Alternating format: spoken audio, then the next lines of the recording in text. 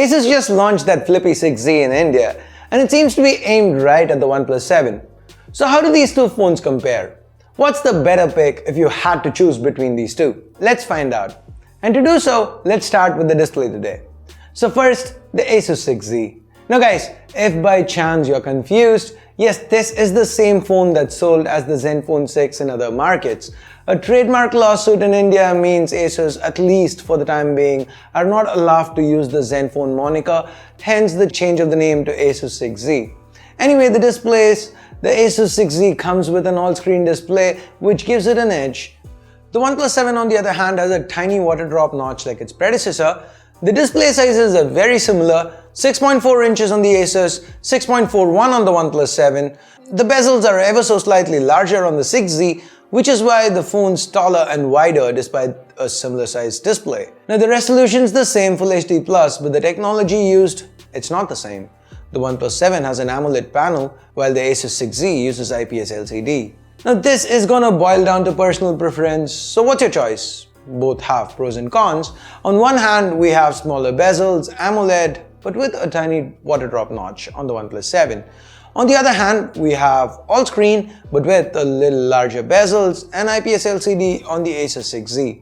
Now I'm gonna leave a poll here so you guys can let me know your choice.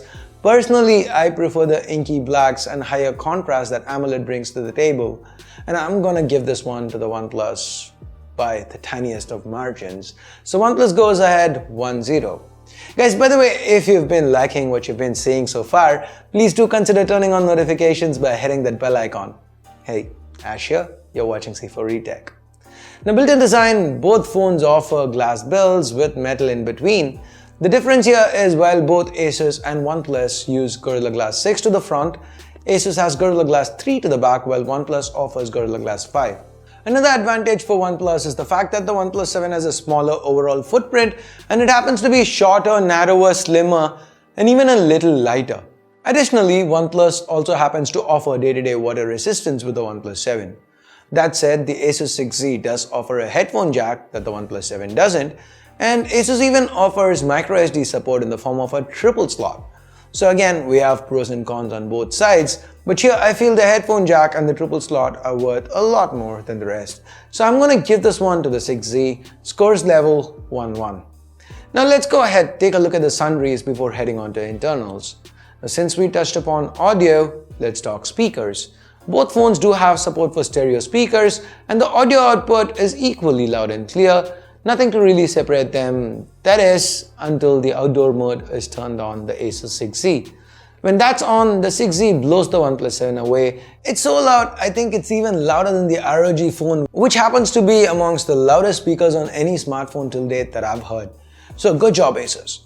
Next, Asus has a smart key to the side. It's customizable and you can set it to do what it does on a single press, double press and long press. Now to counter this, OnePlus does have the alert slider. While it can't do as many things as the smart key, it is more convenient. There is a reason why Apple's toggle has survived all these years after all, right? So that's kind of on par. OnePlus has its own advantage with that USB Type-C port. It is 3.1 Gen 1 on the OnePlus 7 compared to USB 2 on the Asus 6Z. So whether it's transfer speeds or charge speeds via USB, it should be higher with the OnePlus 7. And what actually tips the scales in OnePlus's favor this round, it is going to be the fact that thanks to that AMOLED panel, OnePlus have been able to incorporate an under-display fingerprint scanner to the front.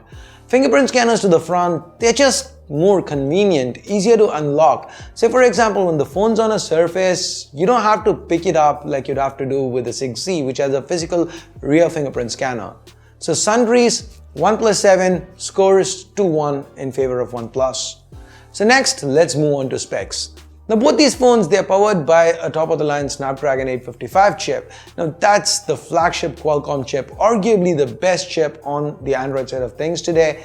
Both of them are great performers. No matter what you throw at them, they're gonna run it easily. There's gonna be no issues here. Now while both base variants have 6 gigs of RAM, OnePlus does offer twice the storage at 128 gigs compared to 64 on the Asus 6Z. Now it's not just that, the storage itself, it's also faster UFS 3.0. So well, from a performance standpoint, both phones should be doing great because it's the same chip. OnePlus 7 does have an edge with regards to specs and takes this round, goes up 3-1. But Asus is not going to take this lying down because Asus hits right back the next round with battery. The reason why the 6Z is actually thicker and heavier is because Asus have included a 5000 mAh battery here, one of the highest capacity batteries we've seen coupled with that Snapdragon 855 chip. So this is a unique implementation. It makes OnePlus's 3700 mAh battery look tiny by comparison. Now, OnePlus's battery is not bad. The OnePlus 7 manages to go through a day on a single charge quite easily with moderate to heavy usage. The 6Z though should be able to perform much better given this higher capacity battery.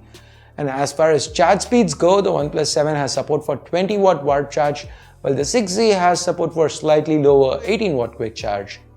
Now, despite that, the presence of this humongous battery seems enough for the 6Z to take this round and bounce back a little bit. OnePlus still remains in the lead though, 3-2. Now let's move on to software. Now this is one area where OnePlus has traditionally dominated. OnePlus usually has a solid advantage here, and that's because OnePlus has Oxygen OS, and the OnePlus 7 runs on Oxygen OS built on top of Android 9 Pie. Oxygen OS is clean, smooth, it's close to stock, it has quite a few features that most users find useful. It's intuitive, it's nice, it's fluid. OnePlus is good with security patches and updates. On the other hand, we have Zen UI 6 on the Asus 6Z built on top of, again, Android 9 Pie. Asus have cleaned up their interface pretty good too. It's quite stockish now. It's fast and snappy too. It's even got FM radio support. I like what Asus is doing here. But Oxygen OS has been tried and tested for longer. It's been how it is for a while now, and OnePlus has been doing a tremendous job with updates. They have a better track record. So if I really have to choose between these two, gun to my head, I'd probably go Oxygen OS, and that's why I'm gonna have to give this round to OnePlus. So OnePlus 7 takes a larger lead, scores 4-2. With that, let's jump to cameras. Both phones have dual cameras to the back, and they share the same primary sensor, the IMX586, a 48 megapixel Sony sensor, and while it's paired with the f1.7 lens with OIS on the OnePlus 7, it's paired with the f1.8 lens on the 6Z, no OIS. Now with regards to the images, detail-wise there's not a lot of difference. The detail level is similar, but if you notice the contrast and colors are better with the image shot by the OnePlus 7. Now that's not to say the OnePlus 7 is flat out better. The Zenfone has an advantage in the form of dynamic range. In this instance, if you see, there is more detail in both the shadows as well as the highlights. Marginal, yes, but there is a difference there. That said, OnePlus continues to impress with the colors. Like in this instance, Asus almost has a greenish tinge. OnePlus also gets the exposure right more often than not. Asus's big advantage comes in the form of that secondary sensor that does ultra-wide. So that's super cool. Well, the OnePlus 7 has a secondary depth sensor, which is nothing special. We've seen that on so many phones. As for selfies, this is almost an unfair comparison. OnePlus has a good selfie camera, 16 megapixels f2, but at the end of the day, that is a selfie camera. Asus is flipping that rear camera to the front, and that means this is no competition. The 6Z just runs away with this one. The wide-angle selfies especially are amazing. I love them. Now with regards to video, here's where the OnePlus 7 strikes back. Brighter and better colors. The EIS on the Asus is more stable, but the footage feels a little underexposed. The OnePlus is still quite stable, so this one's OnePlus 7 all the way. Asus does have a few tricks up its sleeve, like the option to shoot pan footage and so on with that motorized flip camera. That does give it a few points. When it comes to low light, OIS plus wider aperture plus better night mode, that means the OnePlus 7 clearly wins this. Low light is OnePlus 7's forte. The images are cleaner, there's less noise, they just look better. Here are a few more samples. Now overall, these two cameras are quite evenly matched. OnePlus won low light, video and parts of good light, but Asus won selfies, certain other parts of good light, has that brilliant ultra-wide option, and of course the flip lets it do things like create angles you just can't, do with any other camera. And that means even without OIS, despite losing low light, I'm gonna give this round to the Asus 6Z.